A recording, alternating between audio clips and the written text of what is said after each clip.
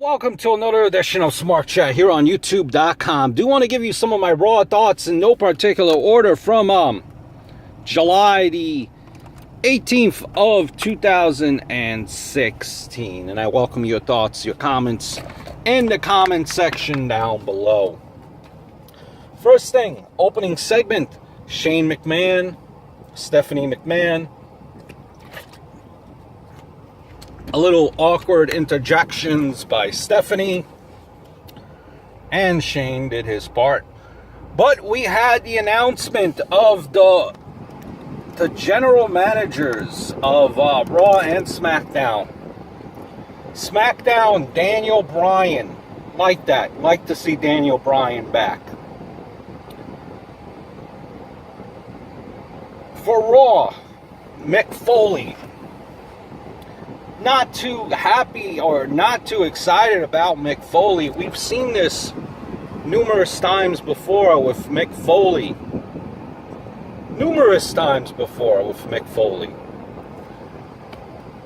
It's not anything new. It's not anything fresh. He's been commissioner, Raw GM numerous of times.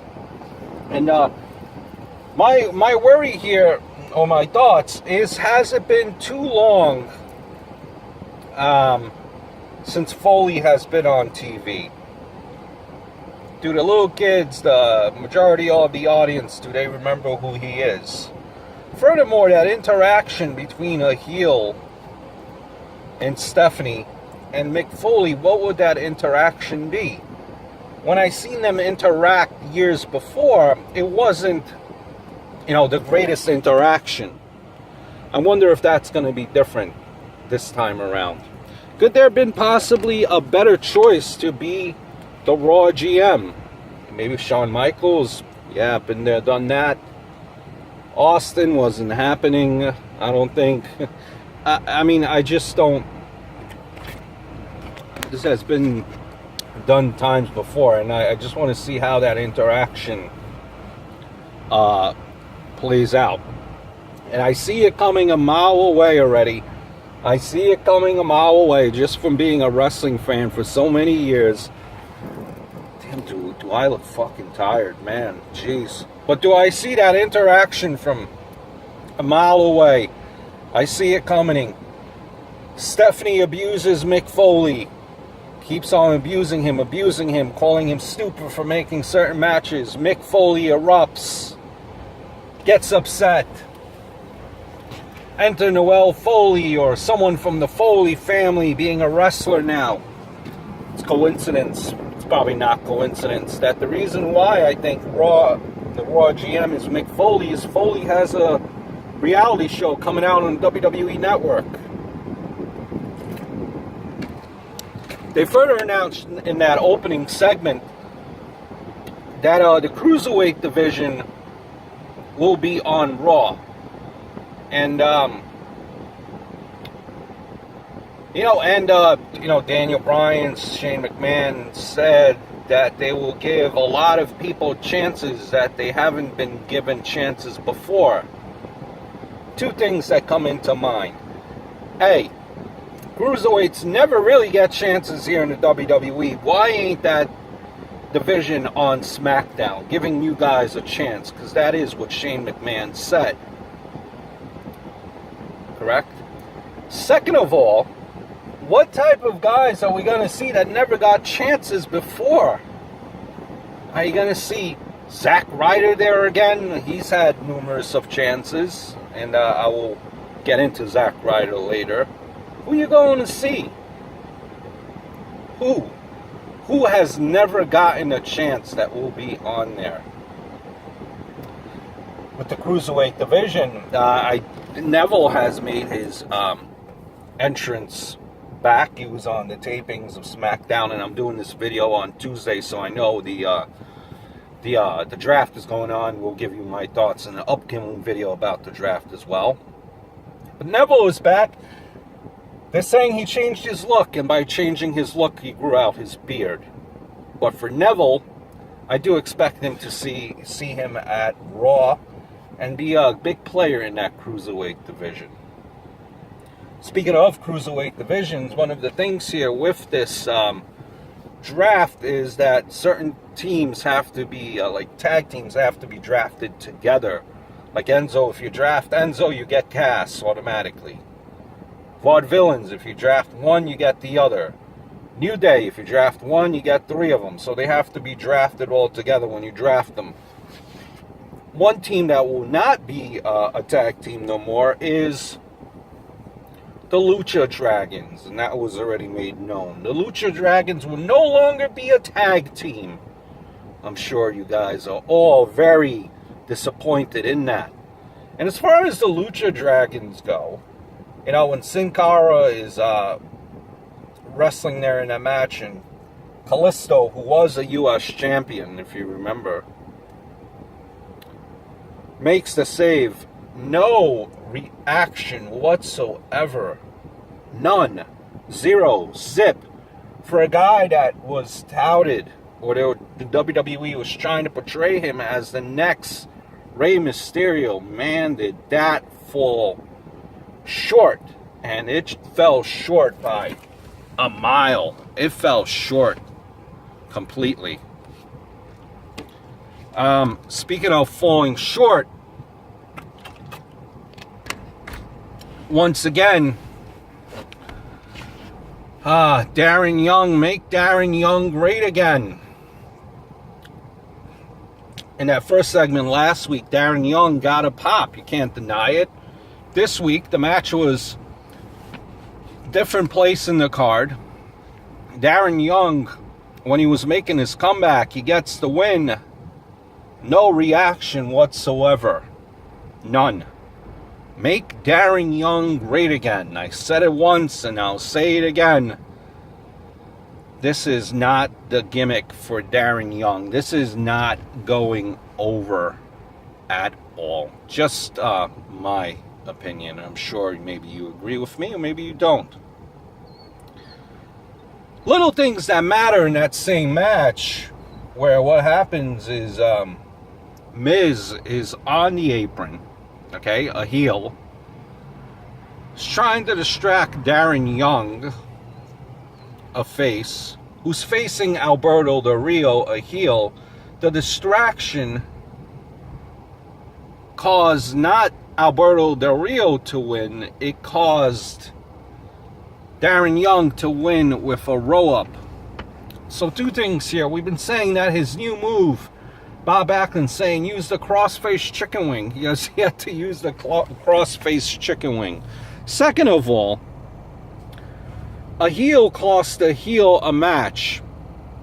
And what happens? Alberto Del Rio is like shocked. Oh, what happened? What happened? What happened? Oh, I can't believe I lost. Meanwhile, in storyline, the guy is right there on the outside of the ring. You're supposed to be upset. Why aren't you going out there to attack him after he cost you the match? Why? It's the little things that matter. Little things that matter. Just going back to what I'm saying with the little things that matter, even more awkward that the Cruiserweight division will be featured on Raw and not on SmackDown is the fact that Daniel Bryan is an announcer for the Cruiserweight tournament. It makes no sense to me whatsoever. Speaking of making no sense whatsoever, the ending of Raw, where you had that interaction there where the ref was not knocked out, or the count was made, then the ref is knocked out, and you don't know who was the champion. You remember that segment, right? Who's the champion? Is it Dean Ambrose? Is it Seth Rollins? And they went off the air with not knowing who's the champion, and since then, you know, after it went off the air, it was announced that it was no contest. And, you know, they're going to have a rematch again tonight on SmackDown. But it's the little things that matter. All of a sudden, the ref is there. He can't talk now. He can't do anything. He's out. He can't, you know. He becomes a mute And storyline wise and little things that matter, why aren't you grabbing help? Why aren't you grabbing paramedics to do something for this guy who's supposedly like really knocked out and injured? Little things that matter. As I'm drinking V8. V8 is fucking good, phenomenal. Little things that matter here again. In that same segment, how awkward was that interaction, that last match I'm referring to? When you look at the shots, why are, in storyline wise, okay, why do you have Daniel Bryan and Shane McMahon rooting for Dean Ambrose and not Seth Rollins? For what reason wouldn't you want to draft Seth Rollins? So why are you taking sides if you're there supposed to be scouting? Why aren't you rooting for Seth Rollins as you are for Dean Ambrose? Why wouldn't you want to draft Seth Rollins, a former World Heavyweight Champion? You're going to tell me if it's Seth Rollins or Zack Ryder, you're not going to take Seth Rollins, you're going to take Zack Ryder? Why? Like, what's the thing here? Why the favoritism? And naturally, Stephanie McMahon is showing favoritism to Seth Rollins and not Dean Ambrose. Again, something that I don't understand. And then you have Mick Foley just completely confused. He's like, starts to clap kinda for Seth Rollins because he realizes he's with Stephanie, and then he stops. Like, he seems so confused, like he didn't know what to do. Like, am I supposed to be a heel or am I supposed to be a face? The finish was stupid, and that whole interaction there, being that they were supposed to be there to scout, was awkward and stupid as well. Enzo Amore and Big Cass, man, glad they're going to be a tag team. I like their mic work. They're the modern new age outlaws, and I like it. Many times, Enzo is on the mic, and sometimes he hits it out of the park. It's funny nonetheless. Sometimes he hits it out of the park, and sometimes you're like, pretty funny. But last night, man, was I legit laughing. He said AJ Styles with his soccer mom haircut. I always thought AJ Styles has a little boy's haircut. But nonetheless, same point. Well played, Mr. Enzo Amore. Speaking of well played, Carl Anderson with his hot Asian wife. Get that trending. Love that catchphrase there by Carl Anderson. And beat up John Cena, I think, has legs. It will probably win the Slammy Award for best catchphrase. Right up there with How You Doing. And on that note, how you doing? Hope you had a good day. And I look forward to speaking to you very, very soon.